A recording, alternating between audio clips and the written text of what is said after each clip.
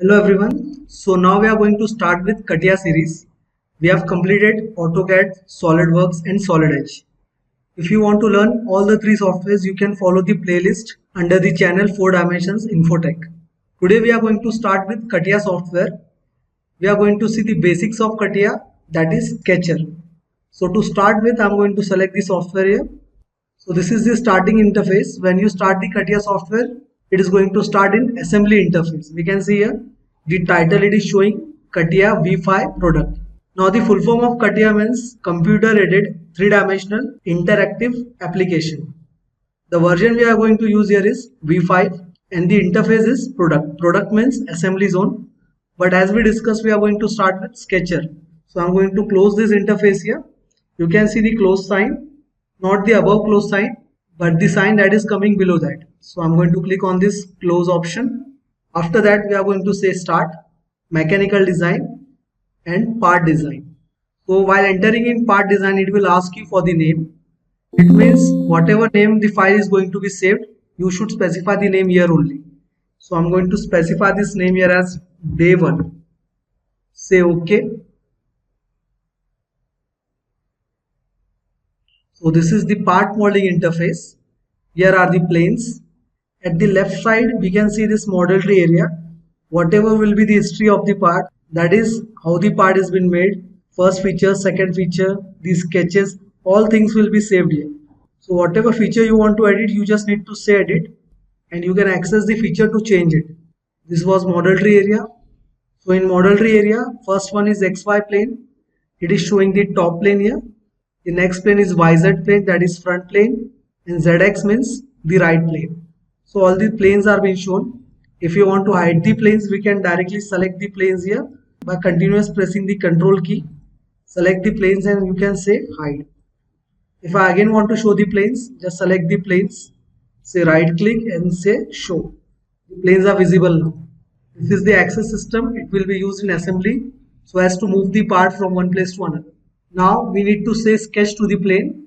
So the plane will be activated and we can start with the sketching. So for that, we have this sketcher toolbar here. We can see the symbol here, this white symbol. You just need to click on this symbol here and then select the required plane you want to sketch. So I'm going to select front plane here, XY plane. As soon as you click the plane, the interface has been changed. It is showing the sketcher interface now. So before starting this sketch, we need to note down some toolbars which are very important here. There are total 5 to 6 toolbars which we are going to see here. So the first toolbar we are going to see here is profile toolbar. All the geometrical entities are going to come under this profile toolbar, such as lines, circles, rectangles, arc. Next one, after drawing the geometrical entities, we need to modify them. So for modifications, we have the operations toolbar. This operation toolbar we can perform fillets, chamfers, trim, mirrors, offsets and multiple commands. Next toolbar that is important here is after drawing and operations, we are going to say constraint. We are going to define the dimensions. So for defining the dimensions and providing the constraints, we need to go for this constraint toolbar. These are the 3 toolbars that are very important here. That is profile, operations and constraint. Next we have this sketch tools toolbar. Now this toolbar, when you select any command, it will expand and show the subtypes of the selected command. For example, if I take this line, you can see it will expand here. Now it is showing the subtypes here. Means this line can be converted to 3-point arc or tangent arc. So whatever command you are going to select, it will show the subtypes here. Say escape. After saying escape, you can exit the command here. Next toolbar is view toolbar. That will come in the bottom side. We can see this view toolbar. By using this toolbar, you can zoom in, zoom out, make the planes normal. We can say pan, or else if you want to rotate the model, you can use this command here, rotate. So all these commands will come in view tab. It by default comes at the bottom side here. So I'm going to place here only. The other toolbar is visualization. So in visualization, all the constraints are being shown. Means if I put on this all the 3 options at the last, the constraints will be shown in these sketches. You can control the visibility of constraint by using these 3 commands. If I put off this option, that is dimensional constraint, it will not show the dimensional constraints. If I go for this option to put off, then geometrical constraints will be hidden here. Means we will not understand whether the sketch is completely defined or not. So it is compulsory for us to keep all the 3 commands here. that is from visualization tool, that all the three commands should be kept on only. Same here in sketch tools, we have both this option at the last. The orange color is highlighting that these commands are being put on. So this geometrical constraint and dimensional constraint. If these options are being kept off, then after the completion, the sketch will be not shown as it is constrained or not. That's why these two options are also compulsory to kept on only. After that, we are going to start with the line command first today.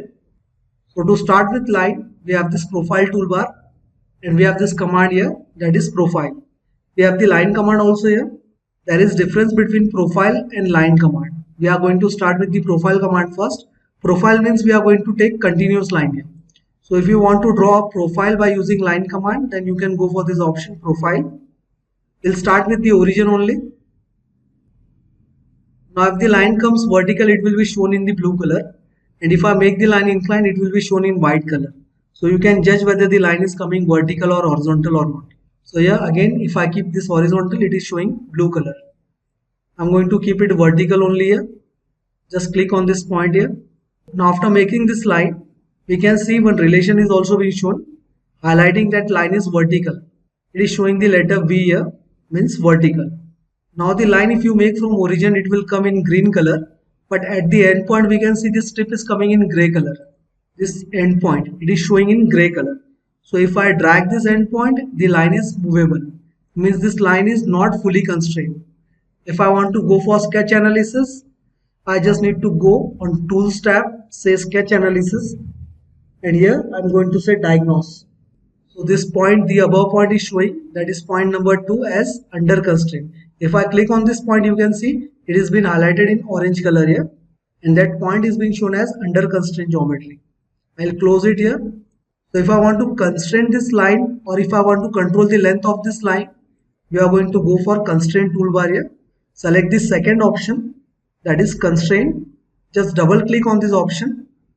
I'm saying double click, it is because if I single click here, then it will provide only one dimension here.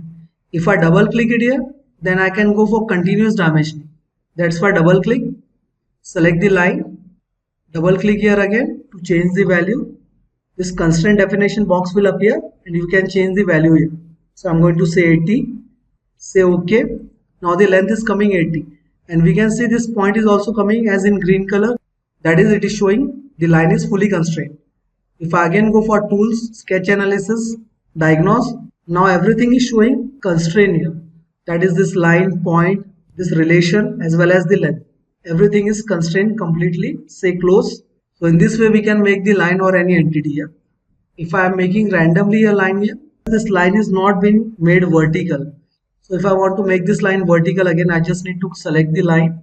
Now in constraint toolbar, select the line, go to constraint toolbar and select this first option, that is constraint define dialog box. So now by selecting this line, it is showing whatever relations are possible here. So I'm going to say the relation here as vertical if I want to make the line vertical. If I want to make this line horizontal, then I'll go for horizontal relation. I'm going to select vertical here, say OK, and we can see this V letter has been added, showing that this line is orientation wise vertical now. But still we can see this line is moving as the length also is not being provided and the relation with origin is not being provided. That's why this line is completely moving in this interface. So to define this line, we need some dimensions also here. Say double click, select the line, put up the value. I'm going to say it 80 mm length. Now as this line is not made from the origin, we need to provide the constraints from the origin here. So as to define this position of the line, I'm going to double click on this constraint option, select the origin, select the line. Now after selecting the origin and line, this dimension is coming aligned, means inclined. If I want to make this dimension as X dimension, means horizontal dimension, I need to right click here and say horizontal measure direction. It will show the dimension here as horizontal. Just double click it here and say 150, say OK. Next we are going to give the vertical dimension.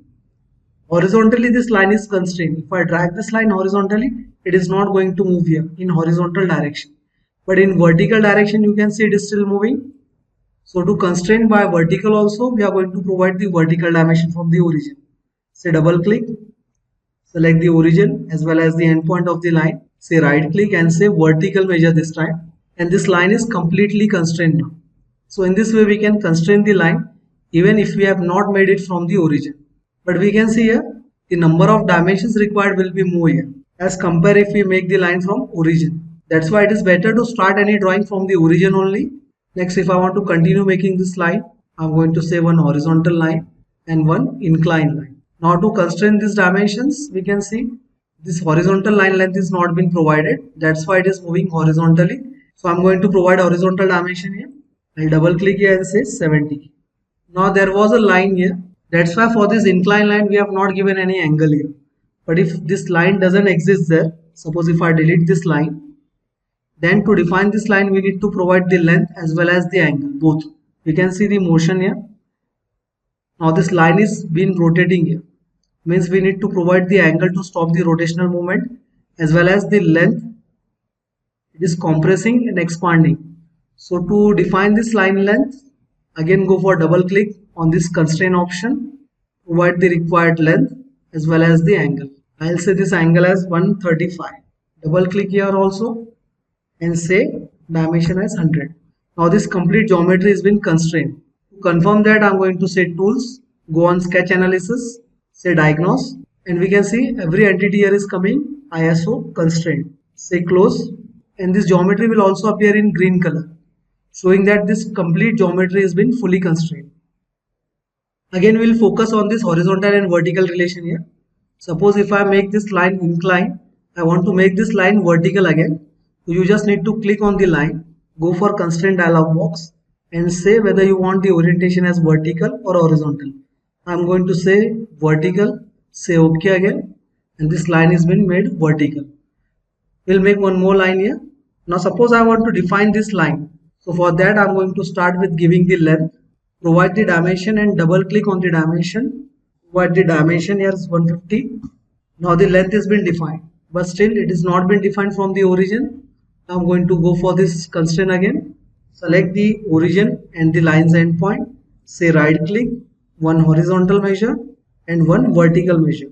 But still this line is not constrained. It is because this line is inclined. So if you want to provide the angle here, I'm going to make one reference line from this fully constrained point. I'll take this vertical line. It is coming complete solid line. I want to make this line as a reference line. I'm going to select this solid line here.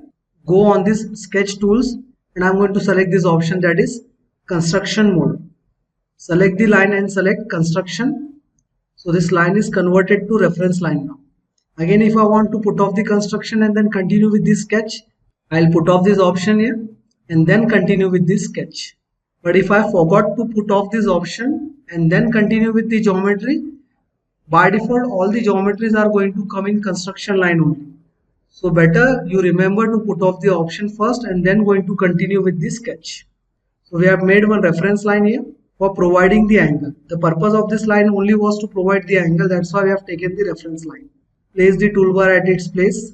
Go for the constraint dimension. Select both the lines and provide the angle. I'll say this angle as 25 degrees. Now this line is completely constrained.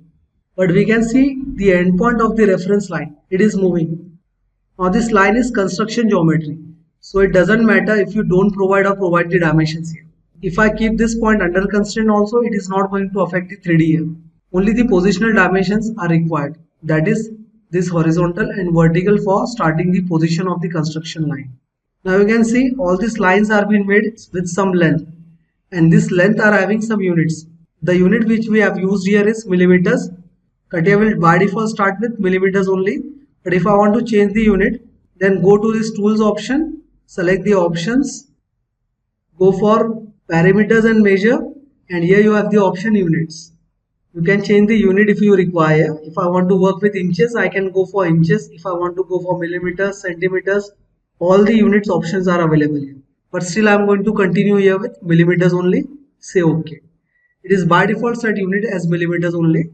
Means if you are working in millimeters, you can directly start with this sketch. Now I'll take this sketch tools here.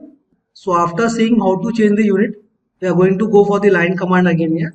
But this time you just need to observe the sketch tools. If I select the line command again, this tool will expand and it is showing the subtypes of the line. Suppose if I start continuing with the line, this line is appearing here. But if I want to convert this line to 3-point arc, then you just need to select this option, that is 3-point arc. It is subtype of line only and it is coming in sketch tools. Select this arc here. As soon as you select this 3-point arc, the first point from the 3 points will be this starting point only. The next point will be second point and this will be the third point. As this 3-point arc has been made using line command only. Now if I continue with the line again, select the end point of the arc, make one line, and then going for the second line we have this option put on here, that is tangent arc. Means if I want to continue this line as a tangent arc, we can go for this option. It will be converted to tangent arc. Tangency relation will automatically be applied there. I'm going to select this option tangent arc and we can see this line is converted to tangent arc now. Now this arc commands, that is 3-point arc and tangent arc, we can make them by the separate command also. We are going to see the arc command later here in circle tab. So this was the lecture for today. Now if you want to learn CATIA, continue watching the playlist in which we are going to cover the upcoming commands. Till then, we'll stop here. Thank you.